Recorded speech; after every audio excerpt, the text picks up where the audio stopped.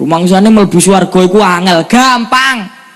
Lek wong-wong ngomong angel kok ngedep kula gitu. Astagfirullahaladzim. Jadi Gus itu bilang, tapi bahasanya dengan bahasa Jawa tadi ya. Dia bilang, emang kamu pikir masuk surga itu susah?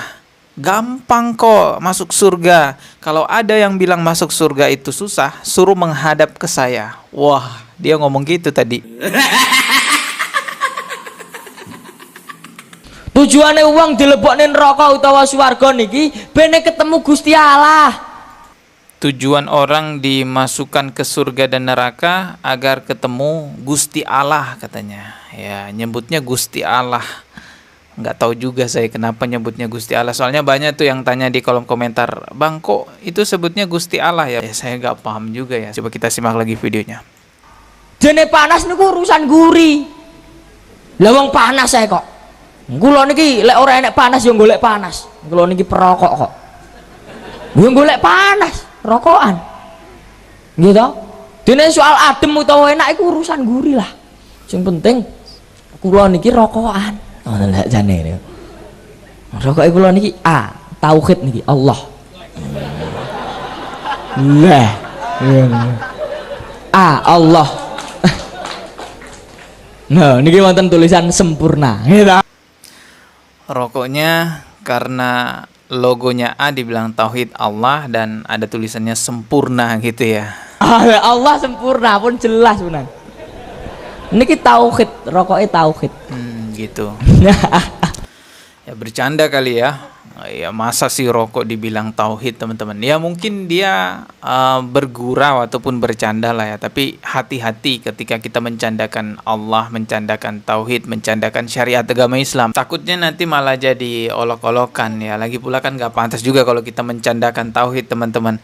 Dalam Al-Quran surah At-Taubah ayat ke-65 itu jelas Allah mempertanyakan mengenai orang-orang yang suka mencandakan atau mengolok-olok agama. Kul abillahi wa ayatihi wa rasulihi kuntum tastahzi'un. Yang artinya katakanlah mengapa kepada Allah dan ayatnya serta rasulnya kamu selalu berolok-olok. Di ayat berikutnya lebih menyeramkan lagi. La ta'taziru qad kafartum ba'da imanikum. Yang artinya tidak usah kamu meminta maaf karena kamu telah kafir setelah beriman. Jadi mencandakan syariat agama Islam itu konsekuensinya berat sekali teman-teman ya. Apalagi perkara-perkara pokok agama seperti sholat, tauhid, ini kalau kita candakan buat lelucon gitu ya, takutnya jadi olok-olok. Wah, itu parah teman-teman. Tapi bagaimana sih maksudnya yang tadi itu ya video di awal yang katanya gampang masuk surga? Rumangsane mlebu swarga iku angel, gampang. Lek wong-wong ngomong angel kok ngedep kula gitu. Nah ini yang akan kita bahas teman-teman. Assalamualaikum warahmatullahi wabarakatuh. Nah ini dia videonya teman-teman yang akan kita reaksi. Yang katanya masuk surga itu gampang menurut Gus ini. Kalau ada yang bilang sulit, suruh menghadap ke Gus ini katanya ya. Coba kita simak dulu videonya. Terus puncake wong urip iki arep lah apa? Apa wong kuwi mlebu swarga iku terus puncak dadi kawula sing kualitas A? Kualitas A niku kualitas nomor 1. Napa sing wonten niku?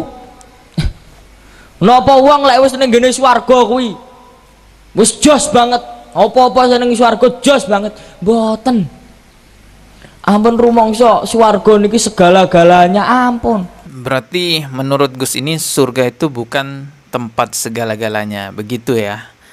Inti dari terjemahannya karena ini bahasa Jawa nih. Rumangsane mlebu swarga iku angel, gampang. Nah, ini perkataan dia nih. Lek wong-wong ngomong angel kok ngedep kula gitu. Tak sowan maksudnya. Wonten kados sing dawuh man qala la ilaha illallah dakhalal jannah. Sapa sira maca lafaz la ilaha illallah positif mlebu swarga. Nah, ini hadis yang dia bawakan ya. Ini hadisnya sahih, ini hadisnya benar teman-teman. Man qala la ilaha illallah dakhalal jannah. Barang siapa yang akhir perkataannya mengucapkan kalimat la ilaha illallah, maka dia masuk surga. Nah, hadisnya itu sahih tapi dia memaknai begini nih.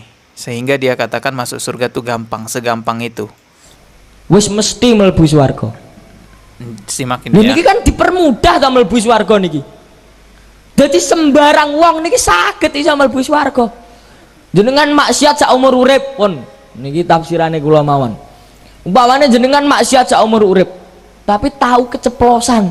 Nah, gelasnya tahu keceplosan. La ilaha illallah jenengan benjing mlebu swarga kok. Nah, ini letak kesalahannya. Dia mengatakan orang yang melakukan kejahatan, dosa seumur hidupnya, lalu keceplosan ngomong la ilaha illallah, itu dia akan masuk surga. Ingat ya, garis bawahi yang dia bilang keceplosan. Kita ulang lagi ya. Umpamane jenengan maksiat saumur urip tapi tahu keceplosan. Nah, gelasnya tahu keceplosan. La ilaha illallah jenengan benjing mlebu swarga kok. Benarkah bahwa orang yang bermaksiat seumur hidupnya lalu keceplosan ngomong la ilaha illallah akan masuk surga? Coba kita simak ya penjelasan dari Ustadz Abdul Somad. Barang siapa di akhir kalamnya menyebut la ilaha illallah masuk surga. Man qala la ilaha illallah dakhalal jannah. Ada yang dimaksud oleh Nabi itu hanya lafaz semata atau termasuk? Ini hadisnya dikerat, dipotong. Ada dalam kelanjutannya. Man qala la ilaha illallah dakhalal jannah. Sesiapa yang mengucapkan la ilaha dakhalal jannah. Sahabat bertanya, wa in zana wa in saraq, walaupun dia berzina, walaupun dia mencuri. Nabi menjawab, wa in zana wa in saraq, walaupun dia berzina, walaupun dia mencuri, masuk surga. Oh, sedap betul. Hanya kerana la ilallah masuk surga. Wa in zana wa in saraq, walaupun zina, walaupun mencuri. Semua yang mengucapkan la ilallah, syaratnya apa? 3. At-tasdiqu bil qalbi, dibenarkan hati.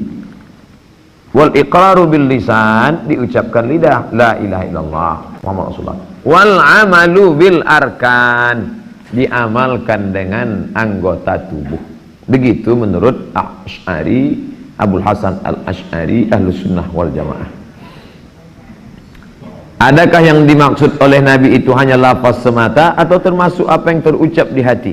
Al-iqraru bil lisan nomor 2. La ilallah itu nomor 2. Yang pertama at-tasdiqu bil qalbi. Hati dulu. Selepas di hati baru diucapkan di lidah. Selepas itu diamalkan dengan anggota tubuh. Nah, jadi tidak cukup hanya sekedar keceplosan ngomong.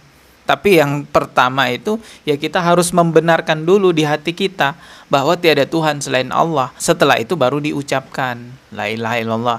Yang ketiga itu juga harus mengamalkan. Sama halnya ketika ada orang kafir yang bersyahadat, teman-teman. Kalau orang kafir itu hanya sekedar mengucapkan 2 kalimat syahadat tapi tidak mengimani, tidak membenarkan makna yang ada di dalam 2 kalimat syahadat tersebut, ya tetap kafir, teman-teman. Jadi nggak bisa dimaknai keceplosan ngomong gitu ya. Pokoknya keceplosan ngomong, itu sudah masuk surga lah, nggak bisa begitu. Apalagi menganggap bahwa ya sudah berbuat maksiat saja, nanti di akhir hayatnya ucapkan 2 kalimat syahadat, ucapkan tauhid itu la ilaha illallah. Nggak bisa juga kita begitu, karena faktanya di lapangan nih kebanyakan orang yang hidupnya maksiat ketika sekarat susah mengucapkan kalimat la ilaha illallah. Jemaah, apakah mengucapkan la ilaha illallah sebelum mati itu sesuatu yang mudah? Mungkin kita sekarang mudah mengatakan la ilaha illallah. Alhamdulillah, Ustaz Ahmad tiap hari mengatakan la ilaha illallah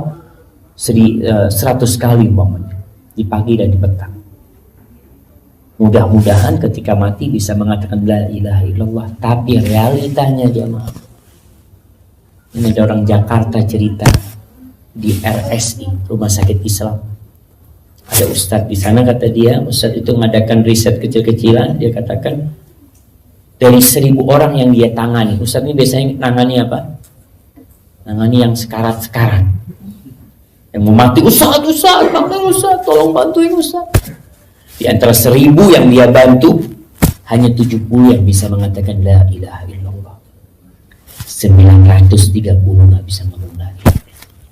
Jadi tidak semudah itu, bro. Jangan menyombongkan diri dengan mengatakan masuk surga tuh gampang. Kalau ada yang bilang sulit, suruh menghadap ke saya ajarin ngucapin la ilaha illallah. Sombong banget kalau seperti itu. Dia aja belum tentu ngucapin la ilaha illallah ketika sekarat nanti. Lebih parahnya lagi mengatakan maksiat seumur hidup, tinggal ngucapin keceplosan la ilaha illallah masuk surga. Jenengan maksiat saumur urip pun niki tafsirane kula mawon. Umpamane jenengan maksiat saumur urip tapi tahu keceplosan. Nih, gelasnya tahu keceplosan. La ilaha illallah jenengan benjing mlebu swarga kok. Nggak begitu konsepnya. Ketika dia akhir perkataannya la ilaha illallah akan masuk surga itu benar, tetapi dengan mengimaninya, tidak hanya sekedar keceplosan ngomong. Kalau cuma sekedar keceplosan ngomong la ilaha illallah, banyak banget orang kafir yang bisa ngomong begitu, tapi belum tentu mereka orang-orang kafir itu bisa mengimani kalimat la ilaha illallah itu kan. Ya, semoga kita semua diberi kesempatan, diberi rahmat Allah untuk bisa mengucapkan kalimat la ilaha illallah sebelum meninggal dunia. Kita ketemu lagi di video berikutnya. Subscribe dan juga loncengnya ditekan sebagai notifikasi. Wassalamualaikum warahmatullahi wabarakatuh.